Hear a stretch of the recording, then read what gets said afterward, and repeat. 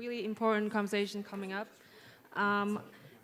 Harry's talk has been rescheduled to the afternoon session, but right now we have a keynote address on how can the backwards slide take us forward. Let's welcome again Andrea Yodsampa and Bob Perkowitz to address us. Thank you very much. All right, so this is about can the current backslide be reversed? And we got the current unpleasantness right now, but the important thing to remember, if this thing works, can somebody click a slide? Is that this is a long-term backslide. This is the fifth wave of the conservative business takeover of the Republican Party. Each one of them is getting more and more hostile and more effective at rolling back environmental protections. Click. In the very short term, this is from the last election, 35 states shifted to the red, and only 5 states in America shifted toward the blue. Next slide. Right now, America is a sea of red with some islands of blue. 83% of the counties in America vote red. Most of those counties have no environmental organization whatsoever in them, and basically no progressive organization. The little table at the lower right there that you can't read basically narrows the problem down to one thing, which is what we call conservative Republicans. Whereas moderate Republicans, 84% of them think that climate change could be real. They're not deniers, moderate Republicans. But of conservative Republicans, 40% of them completely deny that climate change is an issue, and they're in a class all by themselves. The reason why they believe that is because that's the information that they get. At the 100-day point in Trump's administration, there were 2 surveys that came out and said, would you vote for this guy again? Both of them, 93% of Americans said they'd vote for him again. But what they hear when Sean Spicer speaks and he says Trump is doing great, that's exactly what Fox News and the talking heads report. 40% of conservative Americans get their news primarily or exclusively from Fox News. 12% of them get it primarily or exclusively from talking heads. And 24% of them don't watch the news at all. So of the people who watch the news, 70+% of them get their information from Fox or talking heads. Pushing back against the backslide, this is where Americans are right now. We have been making really good progress motivating, getting Americans to change awareness, attitudes, and behavior on climate change. I'm not going to go through all this. Chip has all these slides, and if you want to share them, Chip, with people, feel free. But the most important one is the one in the background there, the biggest one, which is climate change caused by human beings? The record numbers that we ever hit were like 57%, 2013, 2014, with 40% of us saying, nah. But in the last 2 years, that's climbed to 65 to 68%. That's very important, because if you don't think people are causing it, people can't stop it. The other thing is the intensity of feelings about climate change. And if you take a look, the green line, this is all data from Gallup, and they ask people how concerned they are. And the very concerned people have gone up to more than 50%, or gone up to 50% of the population, while the sincere, hardcore deniers are back down to the 18–19% number that they've had for most of the past 2 decades. So what happens when you have this backslide with this back forwards, with a lot of people caring about climate change? You have this campaign now that's called We Are Still In. Right now there are 9 states with 44% of gross domestic product that have signed onto the Paris Climate Accords, plus hundreds and hundreds, thousands of other cities and corporations. Somebody told me that 70% of the American public was committed to the Climate Accords right now. I would believe that. And I just want to show you how some of these things play out. This is the American Public Health Association. Everybody trusts the American Public Health Association. Those are the people that take care of Zika and Ebola and everything else in America. These guys, if you went there in November of 2015 did not have climate change on their website. Now climate change is the #1 issue of the American Public Health Association, and they've declared 2017 to be the year of climate and health. They are opening it up for every public health department in every state and every city in America now has permission to go out and say climate change is a big problem. We need to do something about it.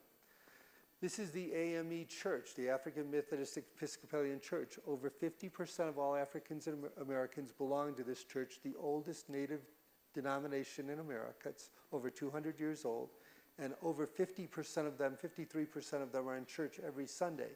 6-7 months ago, they did not have anything about climate conservation anywhere on their website. Now it's the #2 issue of the AME Church. This is what's happening a week from today in Los Angeles, Climate Day Los Angeles. We've got the mayors of Pasadena, of Long Beach, of Los Angeles. We've got Tom Steyer, we've got Moby. We are doing a day-long gala concert in LA to get engaged the whole community. It's part of a program called Path to Positive Communities, which we're engaging leadership across all the sectors across LA to increase awareness and shift the attitudes on climate change in the city. And this is an organization that we just signed a new partnership with, the National League of Cities. 19,000 communities in America are members. The climate page on the left side there is what they have on climate change now. And as you can see, there's essentially nothing, okay? But that's because it's a placeholder for a big program that's going to provide climate change information to every city and community in America. So the point of all this is that it's not just the environmentalists, it's not just the politicians, it is all across America. Churches, schools, medical centers, higher education are all concerned about climate change. They're all trying to figure out what to do, and they need your help. So whatever community you're in, I would say, if you can help the mainstream organizations in that community, if you're a member of a school board, get them to do climate change because they kind of want to.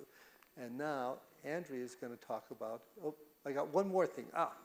This is a resolution of another church that I had to gray out here that is passing this resolution hopefully next month. And you can't, I'm going very quickly here, you can't read the whole thing, but on the lower right, the yellow highlighted text says that this church with 4,900 congregations around America, 18 colleges and universities, is committing by 2030 to be climate neutral across all of those churches and institutions. And by 2035, they're going to commit to taking carbon out of the atmosphere because that's what needs to be done. And we're trying to get a lot of people to do that. And Andrea, I'll tell you what the most important constituency to address. Thank you, Bob. Thank you all for hanging in with us. It won't be long. So we were asked to answer the question, how can this backward slide take us forward? And Bob and I agree on a lot of things, and we have differences in other areas, and so this is about modeling exactly the kind of respectful conversation across differences that we need to be having in our country. So how can the backward slide take us forward? The most important thing that we can do in this moment is to do what Steve Jobs called think different, and revisit our assumptions, recheck our priorities, and look at new strategic opportunities. The most important opportunity we have in this moment is to invest in authentic, conservative leadership on climate and clean energy. And I know that this may feel out of sync with the magnitude of the backward slide that we've been talking about, and I think we're all acutely aware of. So President Trump announcing withdrawal from Paris, Scott Pruitt, proposing deep cuts to the EPA, targeting especially climate programs. The fact that the administration continues to equivocate on whether and how much to invest in the energy research that is exactly what we need to deliver the breakthrough solutions that are going to both mitigate climate change and deliver jobs and economic growth. So in this context, many people and many of the leaders in this room are understandably pouring money, energy, time, everything into everything that doesn't depend on national policy, into state-level action, into the business sector, into grassroots. This work is incredibly important. It's very, very powerful. And it's essential that we recognize that this work alone is not going to get us across the finish line. We also need robust U.S. leadership on this issue. We need national climate and energy policy. So I know that this can feel far-fetched, but I want to argue, and I'm going to give you some data points behind this, that this is exactly the moment when not only is this necessary, but it's possible, as counterintuitive as that may seem. First, as Bob pointed out, the political winds are shifting. The concern with this issue is increasing across the political spectrum, with a few exceptions, and young Republicans especially care about this issue. People who voted for Trump, 6 out of 10 Trump voters support taxing or regulating global warming pollution. 3 out of 4 Trump voters support generating renewable energy on public lands. The problem isn't widespread lack of concern with this issue. The problem is, as Bob pointed out, it's not salient. This is not the issue that most people care about. But we know how to make it salient, and we have the resources collectively to do that. It's linking it to national security, linking it to economy, economic risk and economic opportunity, linking it to the moral imperative. And these are arguments that are uniquely powerful right of the political center. Second, there is growing support for action on climate and clean energy on Capitol Hill. So when we hear about the darkness in DC, it's important to recognize, and I know a lot of us feel that darkness, it's heavy what's happening, and it's real and it's serious. But there's also light there, and we have to make sure that we illuminate it and pay attention to it and cultivate it. So on the Hill, in the House, as Sherry Goodman pointed out earlier on the panel I was on earlier, 22 Republicans have joined 22 Democrats in the Bipartisan Climate Solutions Caucus. In the Senate, John McCain provided the crucial vote last month that prevented the Senate from rolling back Obama-era methane regulation. Senator Lindsey Graham has advocated for climate action for years. And he argued to the president to remain within the Paris Climate Agreement, saying withdrawal would be taken as a statement that climate change is not a big problem, not real. That would be bad for the party, bad for the country. But it's not just Lindsey Graham. Representative Mark Sanford, an outspoken leader of the most conservative coalition on the Hill, the House Freedom Caucus, has publicly expressed interest in tackling climate change. And beyond the group of senators and members of Congress, Republicans, who have come out publicly on this issue, there is a group that have signaled privately they're looking for a politically viable way to do so. So what are their motivations? One, they're motivated by the changing political winds. They know that young Republicans care about this issue. They know that voters in districts struggling with sea level rise and extreme weather especially are connecting the dots. So the political imperative is there. But in addition, that's not it, and that's what's so important. In addition, they are saying privately, we're not going to be on the Hill forever. When we leave, we're going to answer to our children and our grandchildren. So this mix of political imperative and deeply felt personal kind of legacy motivation is very potent. It's very hopeful. Third, perhaps most important, history tells us that this is actually the moment that is ripe with the most political opportunity for the shift. In the past half century, as my colleague Nikki Roy has pointed out in a fabulous op-ed that you should all read, we have managed to pass major environmental legislation only when the Republican brand has been damaged and dominant as it is now. So this is the counterpoint to the also accurate historical read that Bob walked through. During those times when the Republican brand has been damaged and dominant, Republicans have repeatedly distinguished themselves by pursuing bipartisan environmental policy. Richard Nixon offset his hawkishness in Vietnam by supporting the National Environmental Policy Act, the Clean Air Act, and launching the EPA. Ronald Reagan reversed disastrous environmental policy making by reviving the EPA and working with Congress to enact hazardous waste management laws.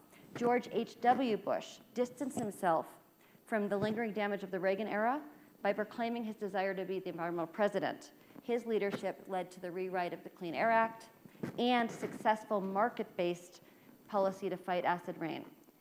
And then George W. Bush broke his campaign promises and backed away from Kyoto. So what happened? Senator John McCain wrote Congress's first serious climate policy legislation and prompted debate that got 12 Republican senators to support mandatory action on climate change. So this analysis argues that this is actually the moment, again, as counterintuitive as it may seem. We must get ready for the possibility that Republicans will turn to climate action to distinguish themselves from a stumbling White House. And we can't just wait for that to happen. We must support our conservative allies in civil society and in government to create the conditions that are going to make this more likely to happen. What does this mean? It means, one, funding organizations working right of the political center. There is a role for both progressive and conservative dollars in this mix. If you want to talk about it, ask me where that fits. Second, it means asking our conservative allies where we can help and where we can't help. Third, it means protecting the trusted messengers. The messengers about climate risks and clean energy solutions who are credible right of center. And I mentioned in the national security panel, it can't be the green groups that carry, for example, the national security message. That needs to be carried by the military national security community. The business community needs to carry the business, risk and business opportunity messages. The moral argument appropriately gets carried by religious institutions and leaders across the political spectrum, but when we're talking about right-of-center leadership, of course, we need authentic conservative leaders, our fabulous Pope among them, to carry those messages. And ultimately, it means strategic collaboration across all sorts of divides. Across our sectoral divides, we need to strategically collaborate, but also across cultural and political divides. This actually can tip. A tip is within reach, but it's not going to tip automatically. It's going to be a very heavy lift. So this is the moment when we really have to think different, and we have to be willing to invest in supporting what needs to happen on the right so we can truly get to a place where this gets back to being everybody's issue. So at the end of the day, with Trump being elected, I think we're going to be farther ahead 3 years from now than we would have if we had Hillary and a Republican House. Thanks for hanging around. Thank you so much for hanging in.